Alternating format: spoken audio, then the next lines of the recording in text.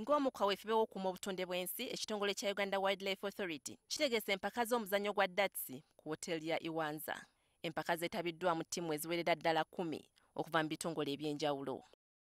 Yatandikibwawo ekitongole kyaffe ekya Uganda World Life Authority nga tukwataganira wamu n'ekitongole ekiddukanya omuzannyo guno ogwa darts mu ggwanga kiwandiise Uganda Darts Association okulaba nti nno omuzannyo guno twongera okumanyisa bannayuganda nti tulina amalundiro g'ebisolo mu ggwanga muno agawerako era nga omuzannyo guno tukubiriza abantu okuba nti nno bagenda ne balambula ebimu ku bisolo bino bye tulina mu ggwanga babeere nga nabo beenyumiriza mu ggwanga lyabwe. So gamu ku makubo ge tuyitamu okubeera nga tubuulira abantu ku wildlife oba ebisolo by'omu nsiko bye tulina ekikopo kino oba omuzannyo guno ogwa darts.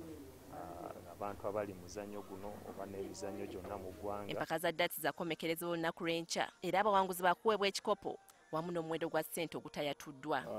Tusuubira omuzannyo guno okugwa olunaku lw'enkya ng'ettiimu ezeetabyemu zisukka mu 10 kubanga waliwo ezize nga ttiimu ate waliwo abazze nga abazannyi kinnoomu naye era bava mu ttiimu ez'enjawulo. Mu ezo mulimu abalina ekikopo bannannyini kutegeka aba Uganda World Life Authority, mulimu be baatuuka nabo mu finals omwaka oguwedde era nga tusuubira guno omwaka era bajja kuzanya bulungi.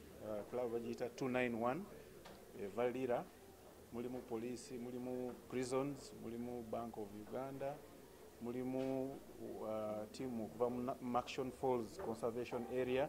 Uganda World Life Authority ye yawangula empaka zino omwaka oguwedde.